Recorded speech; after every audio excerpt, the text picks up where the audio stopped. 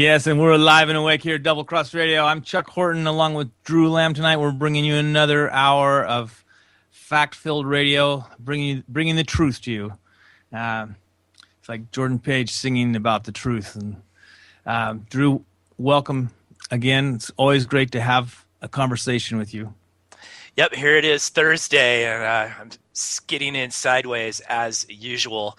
I'm working on some major projects at the farm right now, and I totally lost track of time. And my wife Kelly called me at 6 o'clock and said, "Hey, when are you coming home?" And I thought it was 5 o'clock, and I barely made it. So I'm glad to be here. But he did it. He did make it. That's the point, and the show must go on. We kind of like to think of ourselves as almost professionals. Yeah, but we both own businesses, so it gets rough. Okay. I am expanding my microgreen production at the farm right now. So we're Awesome. building all new systems and actually expanding fish capacity too. And we're gearing up for a Kickstarter campaign that I'll be launching within the next few weeks. So stay tuned for that, because I'm going to be hitting all of you guys up for some money. So open up your wallets. Yeah. So and actually this is something. This is the kind of research that you want to. Our show tonight's about government funding of science, and this is the kind of science and research that your funding really promotes, that really leads to a better society. And unlike the kind that the government promotes, it very rarely leads to a good outcome for society. And so to kind of tell you about what the show tonight, I'm going to start off with a story. One of my personal heroes, I've talked about him briefly with regards to other shows we've done over the years. But one of my personal heroes in life is a man named Joel Wallach. He's a doctor of veterinary medicine. He's also a naturopathic doctor. He's a pathologist, and he's done over 20,000 autopsies on human beings. He wrote a 1,200-page book about the diseases, diagnosing diseases in animals in every genus, every species that people could think of. And it's the most thorough book of its kind. It took him 8 years of his life to write this book.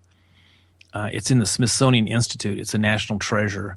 And if he did nothing else in his life but write that book, he should be recognized as just an amazing individual. But he's done so much more than that. That's just the tip of the iceberg. It's actually even way out of the water on the tip of the iceberg. He's done so much stuff. And after completing this book, he landed a job working doing some basic research at the Yerkes Primate Center in Atlanta, Georgia. And this was part of a program that was sponsored by Emory University in Georgia. Now, they were investigating some apes or monkeys. I think they were rhesus monkeys, and they were having troubles with them. Some of the mothers weren't able to have healthy babies. They wanted to know what was wrong with them. And he was doing all sorts of different tests and whatever. And he happened to kind of stumble across. He had, as being raised as a vet, he had been one of the people who had led in the putting more mineral content in the feed for animals, and it seemed to cure a lot of the problems that farmers were having raising livestock, and so they get more product for their time and effort and money they spent on food. And so the farmers were happy to do this, and their livestock's health improved. And so he knew how important good nutrition and minerals were to mammals. And so as part of his solution to this problem, he started tinkering around with their feed and analyzing to see what things might be missing from their diet. And lo and behold, he discovered that that they were all deficient in this one particular mineral. I'll tell you what it is in a few minutes. I want to kind of keep you on the edge of your seat. I'm trying to build suspense here. But he found this one mineral where it was deficient, and it wasn't in their diet, so they have no way of making up for that deficiency. So he added it to their diet, and lo and behold, the mothers started having healthy babies. And one of the things that they had noticed that they had fairly a high level of cystic fibrosis was in these. No, it wasn't all of them, but it was a higher than normal percentage. I mean, it's virtually unknown in the wild. So he wondered if maybe that selenium had somehow been. Oops, I gave away the mineral, the magic mineral. Selenium was the mineral, but he wondered if maybe that somehow that was tied to the cystic fibrosis that they observed in these baby monkeys also. And so he began an experiment where they would add it to some and withhold it from others, and they could actually induce the condition of cystic fibrosis in the monkeys, and they could reverse it and cure it by adding that back into their diet. And so he did his, it was a scientific research that he did, and he wrote a paper on it. He gave 2 speeches on the paper. He thought, wow, this is really going to be great. We're gonna prevent, and we're going to be able to, we know the cause. We're going to be able to prevent it from happening, and when it does happen, we're going to be able to reverse, by and large, most of the effects. We'll save millions of lives of young adolescents who are dying from this disease. And he thought, oh, I might be famous. This might even be bigger than the book I just finished. And but he was terribly wrong. What happened is he got fired. He got fired because there was a consensus at the time, a scientific consensus among people who were receiving funding from the National Institute of Health, which is a government organization, the National Science Foundation, which is a government organization, and all these government financed science foundations, which were the funding arms of the science wing of the government octopus.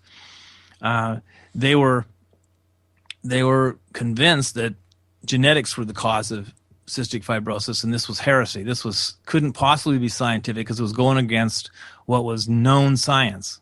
It was known science that there was a hereditary cause for cystic fibrosis, and that isn't true at all. And Dr. Wallach has proved it many times since then. I mean, he's shown his work is he actually, I would think, deserves at least 3 Nobel Prizes, one for cystic fibrosis. He also went on the fact that he could not get a job after this. I mean, he was fired by Emory University. And by the way, just as a sidelight, before I get on to the next part of his life in this story, a couple of years ago, someone was doing research on some of the more important but kind of accidental discoveries that had happened in science. Like Fleming, and who had kind of accidentally discovered penicillin, and this was kind of in that same boat. I mean, Dr. Wallach himself says, well, it wasn't so that I was intuitive or anything. It's just I saw that there was something that was happening, and I wondered if this might be the cause, and indeed it was, but it wasn't something I started out to prove. And so but at the same time, he was smart enough to recognize it was, and he was brave enough to bring it to the forefront. He had no idea the amount of resistance he would have to change something that had been accepted as dogma in fact. And this goes back to something I'm going to talk about a little later on, but it's remember these 3 foundations: Carnegie, Ford, Rockefeller. They have played hell with our lives. They are despicable organizations. So back to the story. So they had this group had contacted Emory University about this discovery that had been made about cystic fibrosis. And Emory University first denied that anybody had ever made this discovery. And then they realized, well, there was a paper that was produced, and they said, yes, there was a young pathologist that was working here that did some research. We don't remember very much about it. We don't even remember his name. So they knew his name. They did not want them to be able to find out the true facts of what he discovered. They didn't want the cure to be known. They were shutting up. Why? Probably because it would discredit them forever as a scientific or any kind of educational university at all. And these people were they're despicable. That's all I can say. I hope they rot in hell. Anyway, he went on to. That's the kind of they're trying to deny the fact that this truth really does exist, I guess. But he went on to try and get another job, and he was very respected because of this book he had written. He was very respected by universities all around the United States, and he had no trouble getting a job at St. Louis University, working in the field of veterinary medicine and research. And he packed up a moving van in Atlanta, and he set off for St. Louis University. And while he was en route, the National Institute of Health got a hold of St. Louis University. They realized that he was going to be hired there, and they told him, if you hire him, we're jerking all of our funding. You won't have another thing funded through us. So he arrives, and he goes up, introduces himself, and they go, Joel, we got some bad news. You're fired. So he hadn't even set one day. He hadn't even been on the job one day, and he was already fired. I mean, it's just complete blackballing of him, and he realized that he was not ever going to be able to work in this field of veterinary medicine, which he really loved. He'd spent his college career preparing for this. He had become a animal pathologist, and he had worked with Marlin Perkins. Remember that old show, the National, or what was that, United Kingdom? United Kingdom? No, it wasn't United. It was Wild Kingdom. Excuse me. Kingdom? Yeah. And they would go into Africa, and he was responsible helping save a couple of really rare and endangered species and bring them to zoos where they could be bred. And I mean, he really was an amazing young man, Joel Wallach was. And this was in the 60s and 70s. He worked with them. I can't say enough about him. So he had a reputation within that community, but he'd never be able to work in that community again because he had discovered this cure for cystic fibrosis. Now, I'm just going to do a little aside here. From the 1978, when he made this discovery, till today, over 30 million children have died from this disease, and all of them could have been prevented. Now, if you thought my words earlier about these people at Emory University should rot in hell, you're despicable too. Because I think anybody that is responsible for the murder by neglect of 30 million children because they lied to them about something, those people are about as despicable as they come. And these people should be just,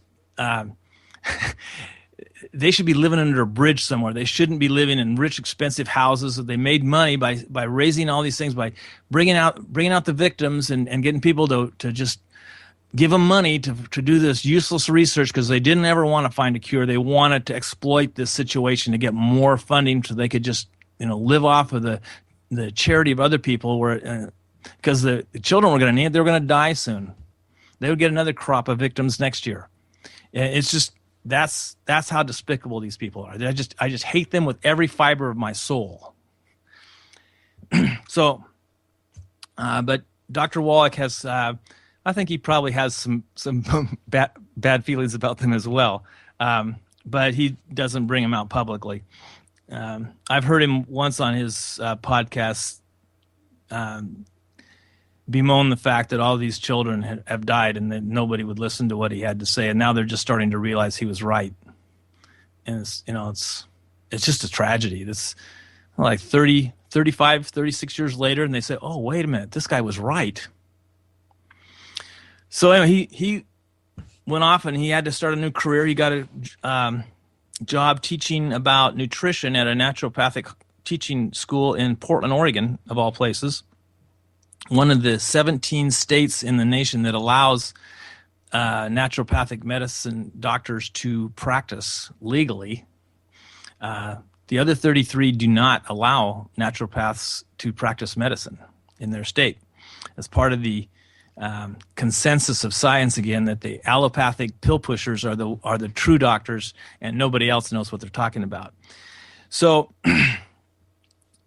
he was talking and lecturing about the importance of minerals in diet, and as a veterinarian, he had great experience in the types of things that minerals could cure. Arthritis is unknown in animals because they've known how to cure arthritis in animals for almost 100 years. Animals, if you have an animal that's diabetic, that animal is worthless. So they figured out that diabetes was caused by a mineral deficiency too, especially type 2 diabetes, not type 1. Type 1 is a genetic disorder, but type 2 diabetes is just a chromium vanadium deficiency. You have plenty of insulin, you just can't, the energy threshold for the reaction to break the sugar down is too high, and you need those minerals to catalyze the reaction, lower the energy threshold so the sugar can be broken down. And that's just a simple cure. The only time I ever got to see him talk in person was here in Medford, Oregon, right here in my hometown. And there was a man sitting behind me before the program started, and I just said hi to him and asked him if he was here to hear Dr. Wallach. He said, "Oh yeah, I believe in this man." I said, "Well, I do too," and I didn't even know anything about the guy. That's all I said. Turns out this guy had been scheduled to have both of his legs amputated, and he was just in despair. He was even contemplating possibly suicide. He just didn't want to live without his legs. Just below the knee, they're going to cut off his legs.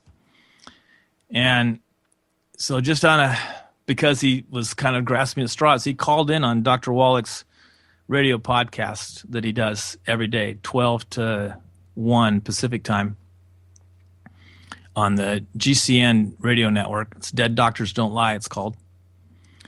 And he called in and he told him his problem and everything. And he says, "Well, okay, here's what you're going to do." And he gave him his whole program. He told him the things he needed to do to get healthy, the things he had to take every day, and how much he had to take. It was based on your body weight and everything else.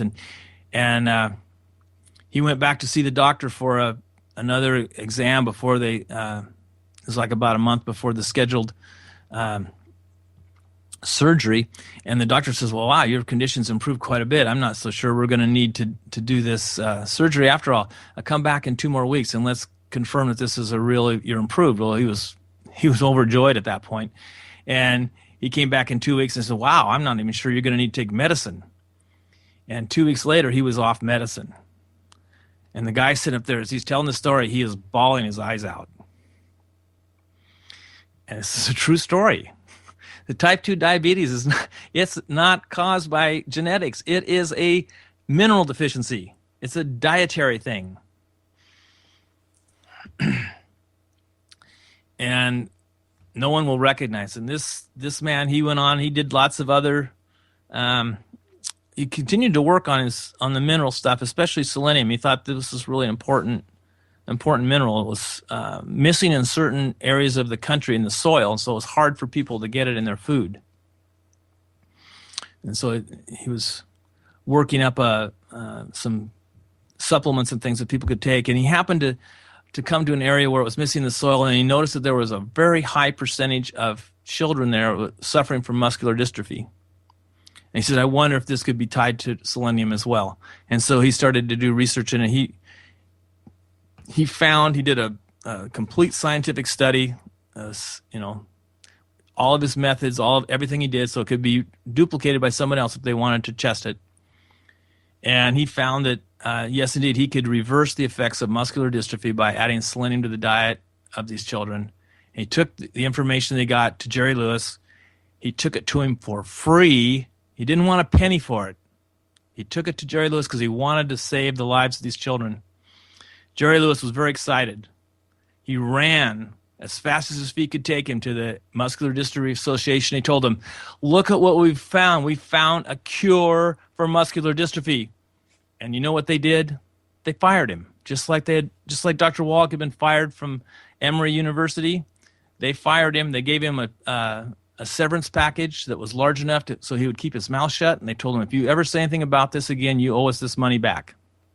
It was in the neighborhood of $7 million.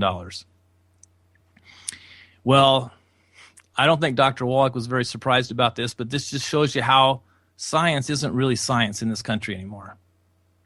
This is a man that deserves at least 3 Nobel Prizes. And this is like tens of millions of children that have perished that didn't need to, or gone through hideous lives in a wheelchair, or they're just trapped in a wheelchair. They didn't need to. So, why am I telling you this story? Because tonight's topic of the show is there a war on science? And that was the headline on the cover of a National Geographic magazine recently. And they were they were. Chuck, was that Time Magazine or It National? was National Geographic. I told Okay. you Time earlier, and I made a mistake. It's National Geographic. And they were kind of lumping the people together who believed the moon landing was faked, and believed that the Earth is flat, and believed that I don't know what else. And they're linking those people in with skeptics who think that 9/11 was an inside job, which I believe, and they believe that vaccinations, there's a link. And it may not be proved yet, but they believe that there seems to be an empirical evidence that there's a link between autism and vaccinations, and that there's a lot of people that think that there's some evils in genetically modified food, because there seems to be a link between all sorts of disorders and this increase in genetically modified food. Like, I used to be able to eat bread. I can't eat bread anymore. I don't know if it's because wheat is now genetically modified, or if it's because they're spraying it with Roundup before they harvest it, but I can't eat grains. And I used to eat grain all the time, and about 20 years ago, things changed. And that's about when they started using the new grains that could get more yield per acre, but not everybody can digest that seed. And as it has seen a real rise in what they call gluten intolerance, celiac disease, things like this, which are because this grain is really difficult to digest. And it also could be caused by something else. And there's no conclusive proof on this yet, but I know that once I stopped eating grains, all my health problems went away. So it's, I think that's, even though it's cause and effect, anecdotal evidence, it was real for me. And so, my health returned, and it returned enough that I was able to go out and start another business at age 63, because I feel like I'm 40. So back to this thing about science.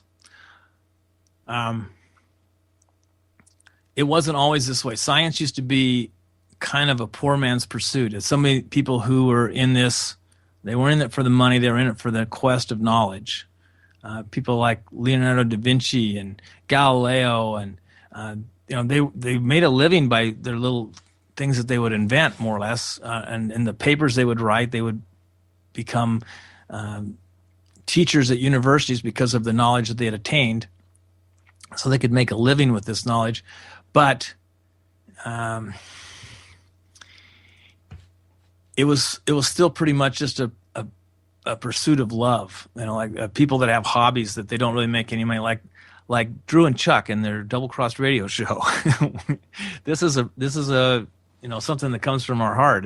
This is we don't make any money from this. This costs us money, costs us time. We do it because we love it, and it used to be that way with science too. But sometime in the beginning of the 20th century, maybe the end of the 19th century, these three foundations, the Carnegie Foundation, the Ford Foundation, and the Rockefeller Foundation, they were looking for things to support, for causes to get behind.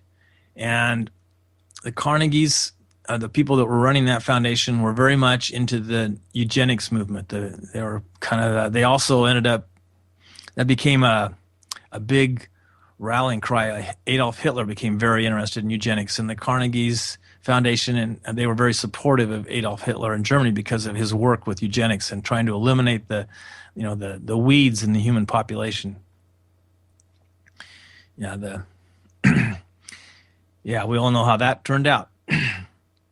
Well, it wasn't only Adolf Hitler that was a horrible monster like that. In the United States, these foundations began these programs, and they had sterilization. They weren't really forced; that they were more or less. They would take the evidence to the government, and they would claim it was science. And it wasn't really science. It was no more science than my anecdotal story about my grains, where it may have been true or it may not have been true, but basically the scientists were paid to get these results, and they worked at it until they could make it look like that was a true result, kind of like how aspartame was approved.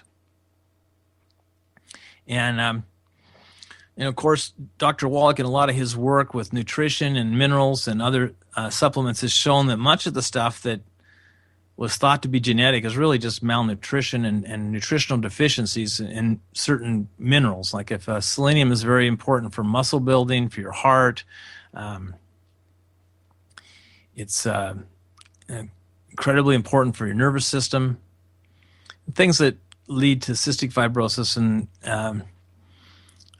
muscular dystrophy are also turned around by that. There's a province in China where he went to, and he lived there for a couple of years and did research where they were having a lot of problem with early adolescent mortality rates were very high, and he again discovered it was soil was deficient in selenium, and it was a third disease caused by an absence of selenium. He was able to rectify that situation, introduce that into their diets, and the problem solved. And the Chinese government, unlike the land of the free, the Chinese government see him as a hero for being able to solve this problem. They honored him.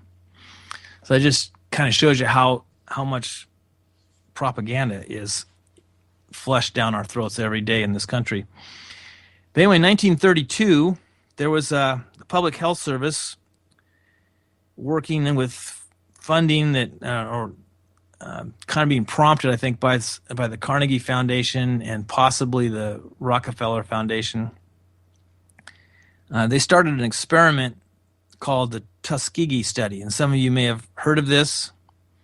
They infected black men with syphilis intentionally, and then they gave them quote-unquote treatments which are nothing. They were just placebos because they wanted to study them to see what the effects of syphilis were on people. They thought it was a noble cause, and these people were just going to be sacrificial lambs. Their lives were going to be totally ruined. And they were in this study. The study went on for 40 years until someone blew the whistle in 1972. And I remember this because I was in college that time and I was taking a sociology course, and the professor just went off one day on this study because it had just been announced, and he couldn't believe that this happened and that people let it happen, and that people being engaged in this could be led down this path, this slippery slope, and to do this and destroy lives of other people thinking it was for the common good or something. And that was one of the more memorable classes I ever sat through at Oregon State. And initially, this study involved 600 black men. They had approximately, it was 399 were infected with syphilis, and 201 did not have syphilis. Now, the patients were not informed of their medical condition. They used those two groups of people to study the effects against a control group. And the control group was never told that they were sick. A lot of them perished. Some of them passed it on to their wives, went on, ruined another person's life. And this was all being done because they thought that in terms of the people running these studies, they didn't think that the black lives mattered as much as the white lives. That's just kind of people these people are. They don't see people as humans.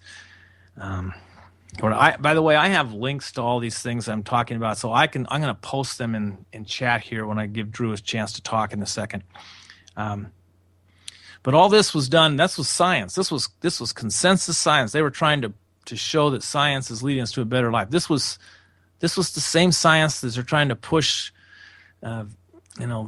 vaccines down our throat. Now, I believe in vaccines. I believe that vaccines helped us to really almost eliminate polio, except that polio was almost on its way to being eliminated before vaccines were initiated, and then it kind of had a comeback because some people's immune systems are so weak that the vaccines would actually give them polio. And it's still happening today. In India, they give these vaccinations to children, and a sizable percentage will end up with polio. And so much so that when the vaccine teams come into villages, people take their children and run. So, and they don't call it polio, even though it has all the same symptoms and it's paralytic, paralyzes them. They call it something else. It's some kind of a immune reaction to whatever. They don't call it what it really is. It's polio, but adjuvants that are in the vaccine, that's where the problem is. They weaken your immune system, and you end up with this exact same disease you were trying to be vaccinated against. And they do this because there's only one or two places in the world that produce these vaccines, and they produce it for the whole world, and they have to be stored so they can have enough in case there's an outbreak or something. And so they're stored in order to keep them from becoming more virulent or dying off. They have to give them nutrients, and they have to give them adjuvants that keep them in a weakened state. So there's mercury in there and other things that are kind of toxic. And those are the things that cause the problems. And all of this started back in the Clinton administration, if you can believe it or not. Yes, the good old Clinton. What harm can they do? Well, it seems that Hillary Clinton needed a cause so she could make a name for herself. So she decided she would improve, since healthcare had gone down the tubes, and that was her baby in the Clinton administration, and it was a total flop. She instigated this way to improve the way vaccines were administered. They were going to have one central location that would could distribute vaccines wherever there was an outbreak of something. And of course, it was, because it was run by government, it was a total failure, and it was such a disgrace that Teddy Kennedy even rose up on the Senate floor and gave a very he kind of blistered a few ears in the Clinton administration, and especially Hillary's, with how this was just a tragedy that this had gone from a system that was functioning fairly well into one that just couldn't save more than a couple dozen people a year because it was so poorly run. And so they had to find ways that they could store all these vaccines and keep them in a, I don't know what you call it, I guess in a weakened but ready to use state without them degrading and becoming useless. And they had to have these warehouses that were at a certain temperature and humidity. So it costs a lot of money to do this. It's just an enormous cost. Vaccines used to be really relatively inexpensive, and there were a lot of companies that made them. They kind of did it as a service to humanity because they didn't make much money on it, and they would always face the risk of a possible lawsuit or something. So it was something that they didn't really want to do. Maybe they were the ones pushing the government to get involved in this so they could get the monkey off their back about litigation. I don't know. But anyway, that's what was the background story on that. And today we have autism. About 1 in 50 children have it, get it, mostly boys, more boys than girls, I should say, not mostly. But autism was virtually unknown when I was a child. I had never heard of this term until I was in my early 20s. You that out there that are younger people probably think autism has always been around. Autism was never known. It isn't something that is now known by a different name. It was never around. It wasn't present. It was so rare. It's like one in 10,000 maybe would have it. It's just a disease you never saw. In a town the size of Medford, you maybe have one in a lifetime you'd see one here. It just didn't happen. Well, now we have 1 in 50. There's autistic children all over the place. And they say that in 20 years, it may be as much as 1 out of 2. 50% of children could be autistic. Well, what's causing this? Well, a lot of people want to say, let's look into vaccines. There seems to maybe be a link. A lot of people are saying their kids were normal until they had the shots. And then here comes the people in the quasi-science industry that say anybody that's a skeptic and speaks out about it, they get fired. Just like Dr. Wallach got fired, just like Jerry Lewis got fired. Dr. Andrew Wakefield, I believe that's his name. I didn't have time to get all these names down. He's a pediatrician in England, and he noticed that some of his parents were complaining a lot. Their kids were having a terrible time with the shots, and he realized that, and he believes in vaccines. He never said he was against vaccines, but he was against bundling 3 or 4 shots into one shot for a young child, because they're treating it for several things, and those adjuvants are instead of getting one set of adjuvants, you're getting 4 sets of adjuvants. and so it's a much higher dose for children. And he didn't think it was safe, and he thought that all those vaccines should be administered one at a time. He wrote a paper on it. He kind of relied on some of his researchers to fill in some stuff, and they didn't do a thorough job, and so he was kind of discredited for it. But before he'd even been discredited, his license to practice medicine was taken away before all the other scandal hit about the other stuff. He lives now in Austin, Texas. He's been on the Alex Jones show and talked about this. He's been interviewed by Dr. Mercola. You should go on Mercola.com and listen to that interview. It's very insightful and shows you how science is being used against us, and in a lot of different ways. Last week, and I want Drew to go over this story again for those of you who didn't hear it last week. Drew, can you go ahead and start the story about the tribe up in Canada? Oh, yeah. Well, we're talking about the war on science. This kind of ties into that. But last week I was talking about it was an old story from 2012 about an Indian tribe up in British Columbia that hired an entrepreneur to dump 100 tons of chelated iron into the northern Pacific to create a plankton bloom that would absorb carbon dioxide out of the atmosphere and turn the Pacific into a carbon sink. They paid this guy $2.1 million, and they in turn got carbon offsets from this, which could be sold. There's a lot of money in this.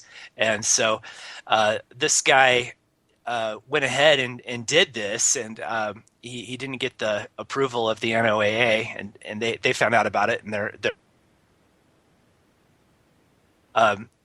the problem with this is that if you dissolve a bunch of carbon dioxide into the ocean, you're going to cause it to become acidic. And there's actually a problem in the Pacific Ocean with acidification, and all sorts of sea life is dying for various reasons. There are a lot of possibilities as to what's going on, but a lot of scientists are saying that it's ocean acidification.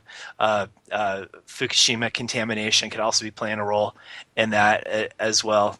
As a whole bunch of other things. I mean, if you've got one species affected, it's going to affect other creatures in the food chain. And so, but I've been researching this further, and maybe I'll have some more info next week. But there's big money in trading carbon offsets, and there's a lot of pressure on the airlines in particular to reduce their carbon emissions or greenhouse gas emissions. And so the climate alarmists are pushing their airlines, and there's a lot of research going into alternative airplane fuels right now. And actually NASA is involved in testing a lot of these. Surprisingly, they've been studying how some of these alternative jet fuels cause cirrus clouds to form. And I've noticed that I've seen more cirrus clouds over the last couple of years than I've ever seen before. Those are created from ice formations high up in the atmosphere, and so it sounds like some of these alternative jet fuels perhaps they have more water vapor in them and tend to form these cirrus clouds. Another thing they're looking at is the effect of global dimming, and this is documented that when all flights were grounded in the United States on 9/11, that there was actually a rise in temperature. So airplane contrails do contribute to global cooling. Ironically, though, the airlines are being blamed for causing global warming. And I have this theory that a lot of these geoengineering projects that we're seeing and the so-called chemtrails that we see blasting in the sky might be programs that the airlines are putting together to obtain carbon offsets. It doesn't matter if this is real or if it's not real. The science doesn't make any difference because everybody believes in global warming. Everybody thinks that greenhouse gases are bad and that something needs to be done about it. And so there's big business in trading these carbon offsets, and a lot of money to be made. Like that one guy that got $2 million for dumping collated iron in the Northern Pacific, and then you've got the unintended consequences, but nobody seems to care about that. So this is what we're seeing, is that science doesn't matter anymore. It's all about, just looking good, having a good public image. We're a green company.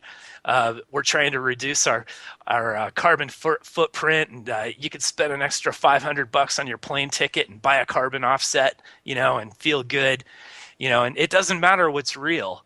It's right. And anybody who contradicts the quote unquote consensus, their job is at risk. They're probably going to get fired, and it happens over and over and over again. Yeah, and you look at this issue in the Northern Pacific. Look at the risk. Look at what happened. But there was some big money exchanged hands over something that is unproven. And they didn't know if this would work or if it didn't. And then the weird thing about this too is that this happened in 2012, and also in 2012 there was an oyster farmer in Willapa Bay, Washington. There's several of them, but they noticed that their yields were going down, and so one of the farmers started hatching his oysters at a facility in Hilo, Hawaii, not in the ocean. It's like an aquaculture facility, and they hatch them, and then they ship the larvae back to Willapa Bay and put them into the bay to grow. And he specifically blamed ocean acidification for hurting their yields, and he didn't know what caused it, but the timing seems to be right to me for my research. I do think that something's going on. I mean, I think Fukushima could be playing a role as well. But this ocean acidification issue can definitely be damaging the ecosystem, and here you go, unintended consequence. Got to ruin the planet to save the planet.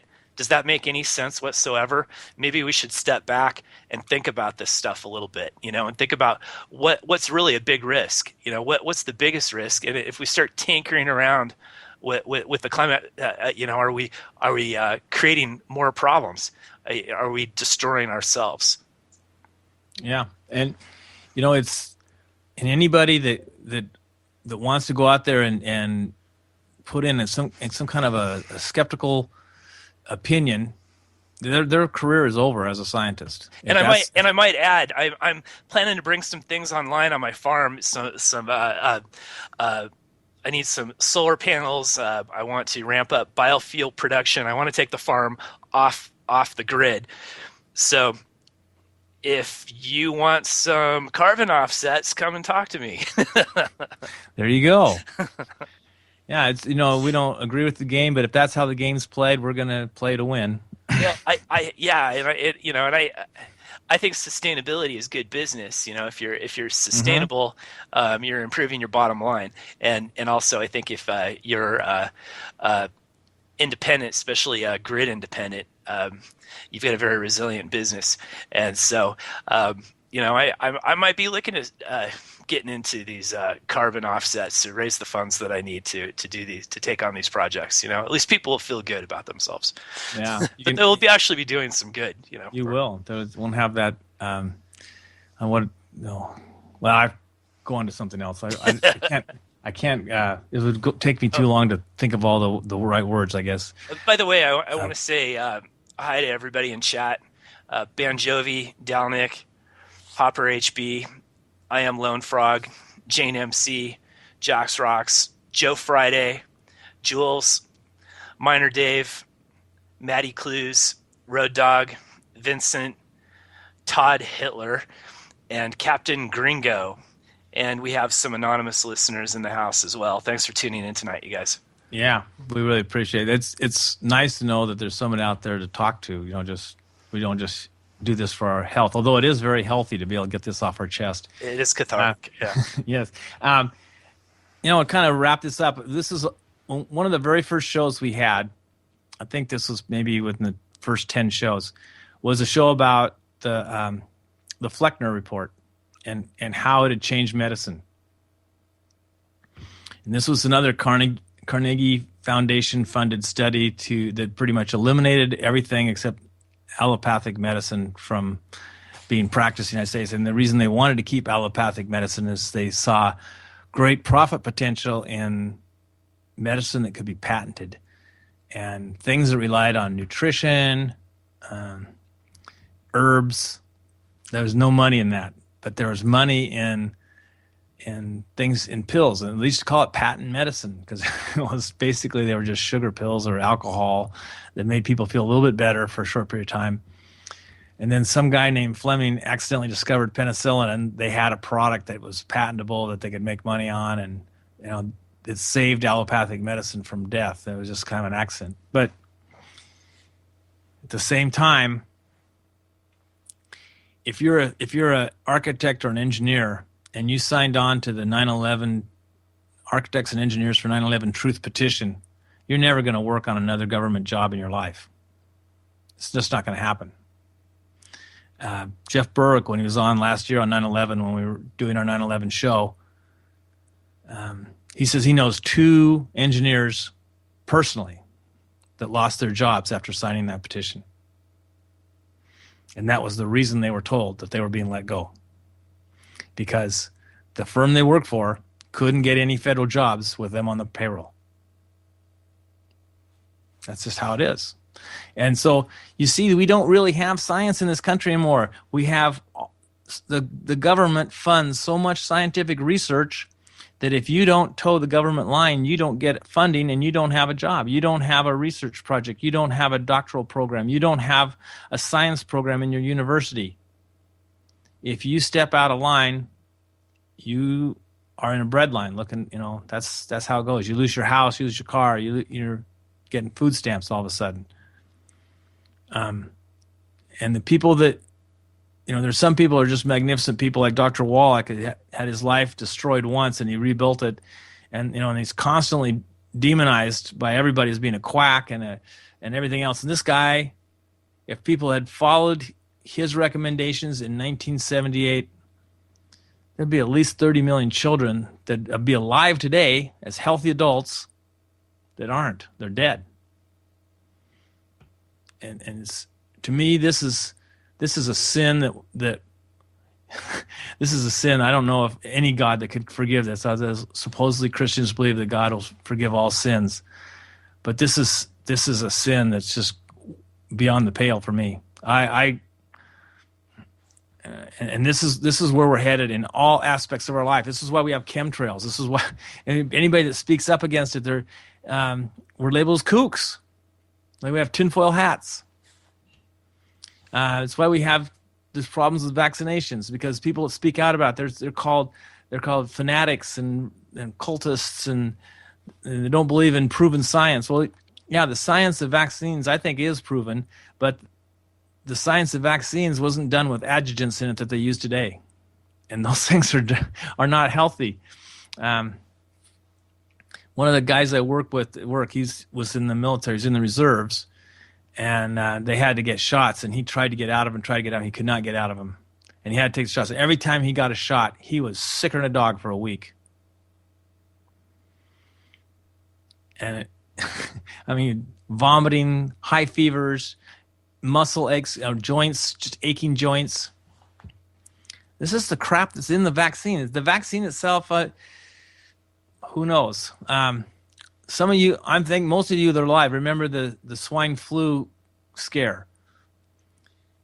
I don't think they ever confirmed a single case of swine flu, but over 200 people died from the shot.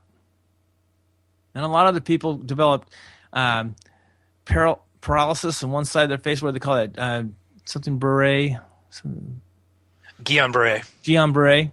Yeah. And they had all sorts of different side effects that people would experience.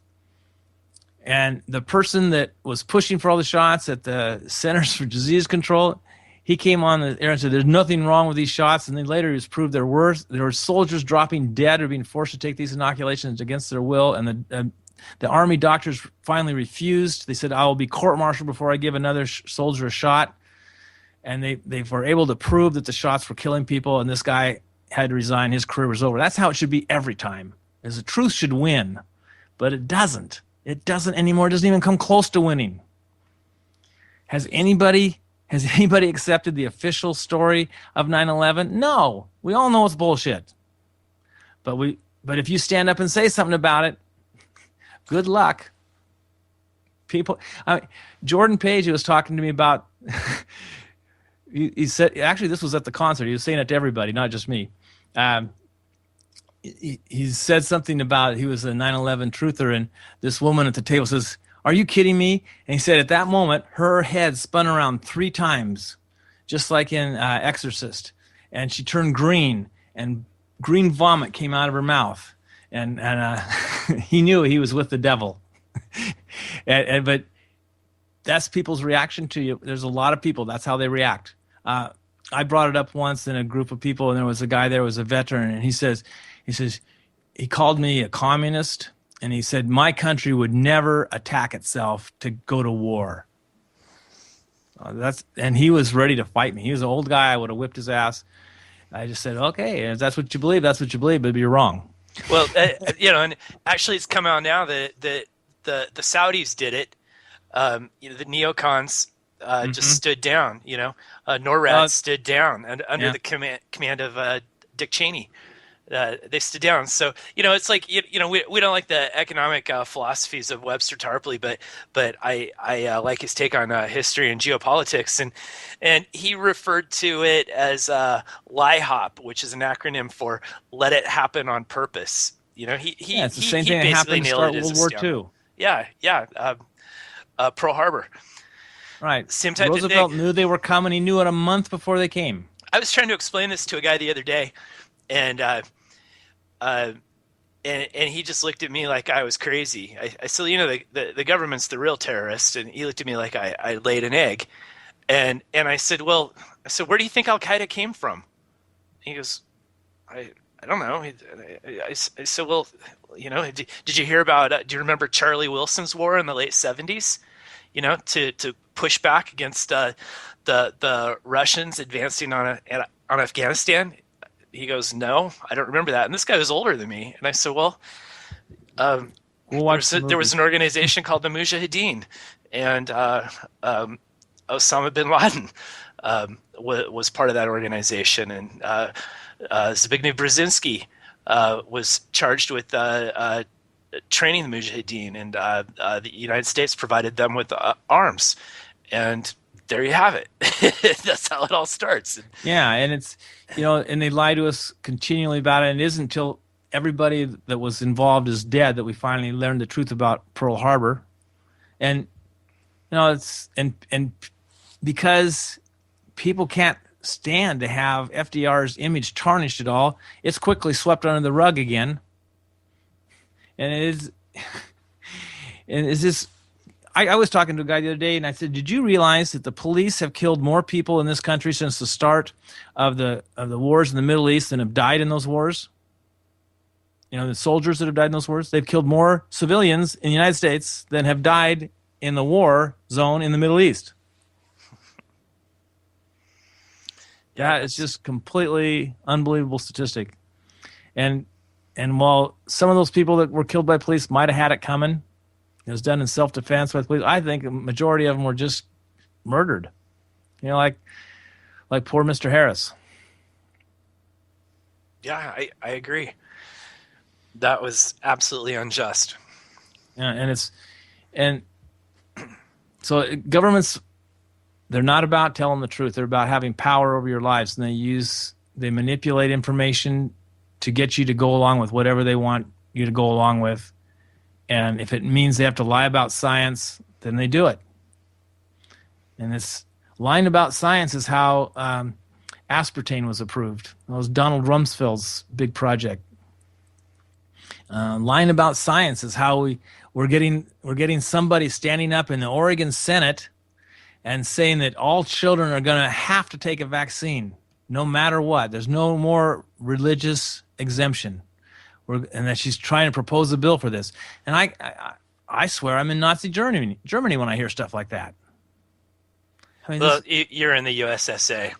Yeah, I guess. And I think Berwick's right. Mexico is a much safer, freer place than the United States. Sure looks that way. And I don't think Mexico's improved that much. I think we've just disintegrated before our very eyes.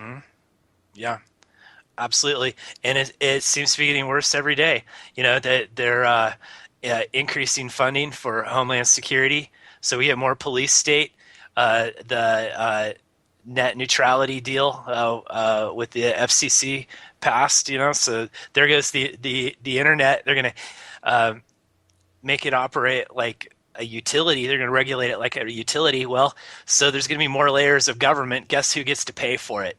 Your internet's going to become more expensive, and you're going to see a whole bunch of new taxes, I bet, on your bills. Yeah, and guess who doesn't have a lot of money to spend on a radio program?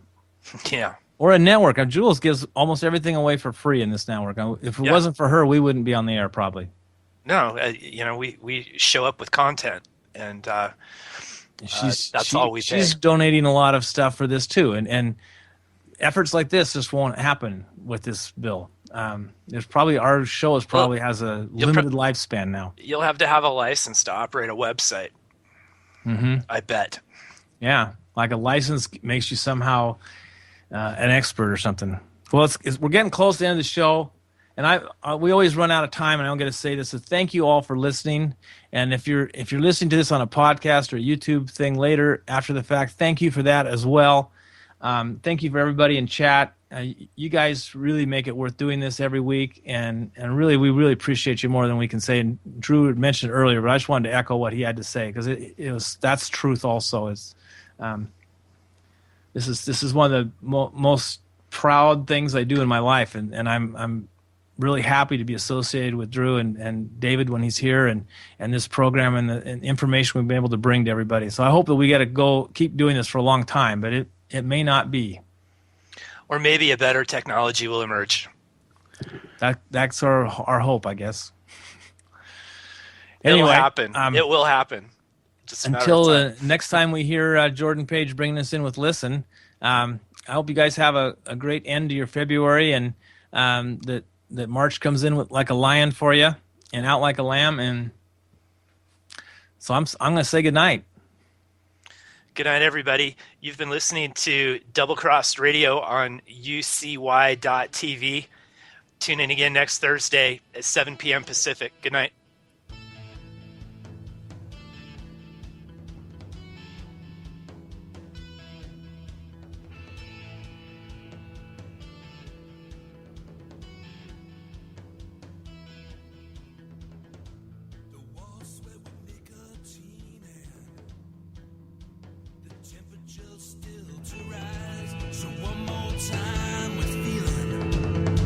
You're bound to break